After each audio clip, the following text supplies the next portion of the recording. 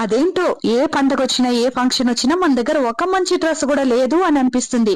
తీరా చూస్తే మన కబోర్డ్ అంతా నిండిపోయి మన హస్బెండ్ కబోర్డ్ లో కూడా మన డ్రెస్ లే ఉంటుంది. అయినా కూడా మన దగ్గర డ్రెస్సులు లేనట్టే ఫీల్ అవుతూ ఉంటాం. డైలీ ఎలాగైనా ఎక్సర్సైజ్ చేసి చాలా ఫిట్ గా ఉండాలబ్బా, ముందు ఈ పొట్టను తగ్గించేస్తే చాలు అని అనుకుంటా. ఆ రోజు సాయంత్రమే ఎప్పుడూ లేని సర్ప్రైజ్లన్నీ మన హస్బెండ్ గుర్తుకొచ్చి బిర్యానీలు పట్టుకుని వస్తారు సర్ప్రైజ్ అంటూ. ఇక మనం అనుకునేదంతా తీసి గట్టు మీద పెట్టేసి సర్ప్రైజ్ ని ఎంజాయ్ చేస్తూ ఉంటాం. మరి బిర్యానీకి ఆగతామా? అస్సలు ఆగలేము. యూట్యూబ్ చూసి రకరకాలుగా వంటలు చేసి మన హస్బెండ్ కి పెట్టాలని ఆలోచిస్తాం. కానీ ఆ పాత్రలు కడిగేది ఆలోచిస్తూ అలానే ఆగిపోతాం. మళ్ళీ అదే సాంబార్ రసమే పెట్టిస్తూ ఉంటాం. హస్బెండ్ ని అస్సలు కంట్రోల్లో పెట్టుకోకూడదు అని అనుకుంటాం. కానీ వాళ్ళు ఫ్రెండ్స్ తో బయట వెళ్తామని చెప్తే లొట్టు లొసుకులన్నీ అడుగుతూ ఉంటాం. ఎప్పుడు ఇంట్లో చేసుకునే హెల్దీ ఫుడ్డే తినాలని ఆశపడతాం. పానీపూరి వాసన, గోబీ మంచూరి వాసన వచ్చిందంటే చాలు ఆగలేకపోతాం. జగడమాడిన ప్రతిసారి హస్బెండే వచ్చి సారీ చెప్పాలని ఎదురు చూస్తాం. సారీ చెప్పను వస్తే కూడా మళ్ళీ జగడాలు స్టార్ట్ చేస్తాం. సింక్ లో ఒక పాత్ర కూడా పడకుండా అప్పటికప్పుడే క్లీన్ చేసేవాళ్ళే అని అనుకుంటాం. కానీ పొద్దున్నుంచి సాయంత్రం వరకు ఒడ్డేసుకుని మరీ సాయంత్రం పాటలు వింటూ కడుక్కుంటూ ఉంటాం. పిల్లలకి చదువు చెప్పేటప్పుడు